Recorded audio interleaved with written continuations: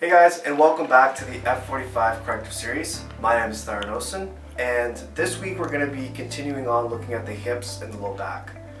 Last week we touched on the relationship between the adductors and the glutes, the agonist and antagonist pairing. So we're going to kind of continue on with that, but get a little bit more in depth.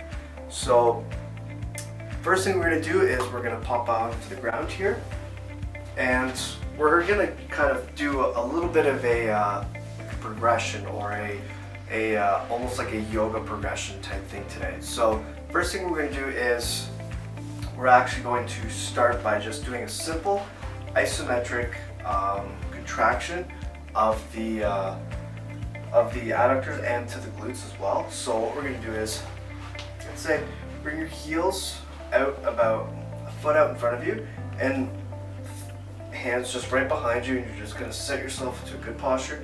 You're actually going to try to drive your knees to the floor, and you're going to really feel a good opener to the groin, and then you're going to feel a good isometric contraction into the glutes as well. So I'm going to have you guys hold this for about 10 to 20 seconds just to get everything kind of activated to start. So once you've gotten a good contraction here, what I'm going to have you do is then you're going to switch into a 90-90 position. So you're going to drive this knee forward right into this position here. And the big thing is you don't want to be too far over. You want to try to line your breastbone or the center of your chest up with the point in your knee here. And even for me, this is pretty tough. This is something that I've been working on more and more to help with my hips, but this in itself is actually very difficult. So lining up chest with the tip of the knee in this 90-90 position, and what we're going to do here is just hold it. And I want you guys to try to start to feel different points of contact and start to drive this knee into the ground. What you notice is when you drive this knee into the ground, it almost braces everything for you. And it actually may help you get a little bit more in line with where you want to go. So driving this knee very gently into the ground, and what we're going to do is then we're going to hip hinge at the waist.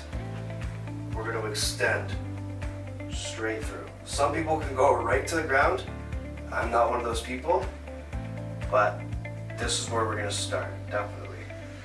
So keeping that drive into the knee, hip hinge into the hips, and then extend through the T-spine with this arm here. I want you guys to hold it for a 20 count. So after you've done and held a 20 count, what you're going to do is disengage the arm, come back, and when you come back, drive through the glutes, keep this knee activated, and then we're going to come back driving through this leg now, back to our original position here. So continuing another 20 seconds in this position, just driving the knees out, activating the outside glutes and feeling good stretch to the groin. Then we're going to switch to the other side. So we'll go through this again. So making sure you're not too far over, you're more center lined. Chest over the knee, and then a little bit of you can even see my hips shift when I activate this, and that allows me to center up nicely. And then same thing, and come straight through, just like that. And then once again a 20-second hold. And from there, back up, and then you can come back into your original position just to balance everything out right at the end. So just a quick review, 20 seconds in this position, driving the knees down, and then when you transition over, line everything up, drive knee here, hold for 20, and then after that, hip hinge, drive knee, and extend the hand, 20, come back into the original position, 20, back to this position here, 20, and then switch to your other side for the same thing that we did on this side. That's the summary.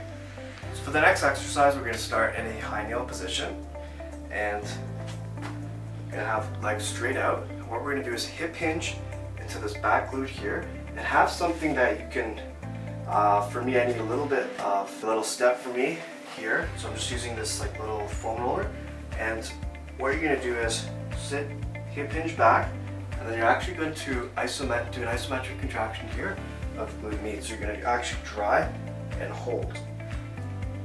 So you're going to hold for a 10-second count.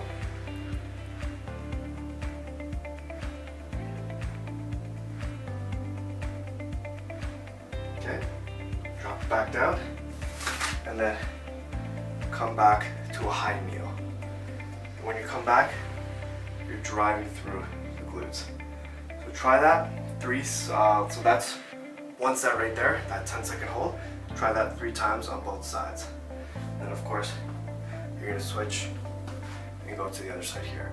One point that I do want to make, and you'll see it just as I was doing it, I cheated just a little bit. What I did was, as I came back down, before I braced to raise this leg, you guys can notice that I shifted my hips a little bit. So what I want you to do is try not to do that.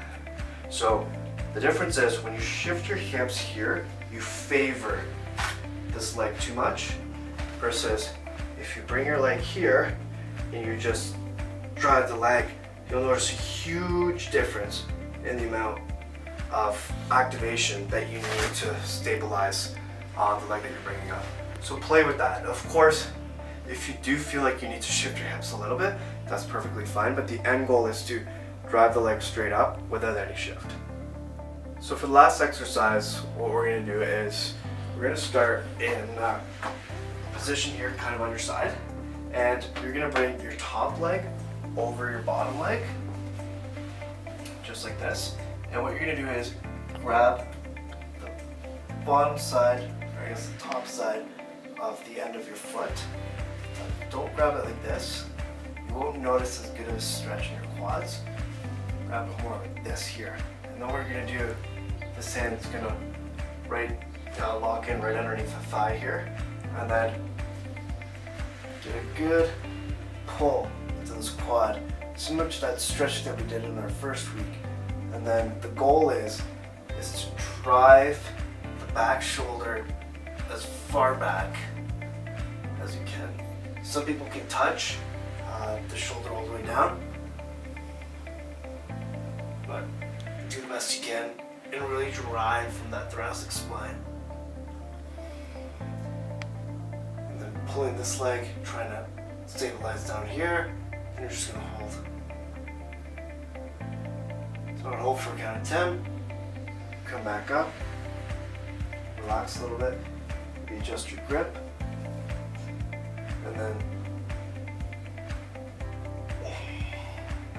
drive again from that shoulder. Count to 10, and then back up.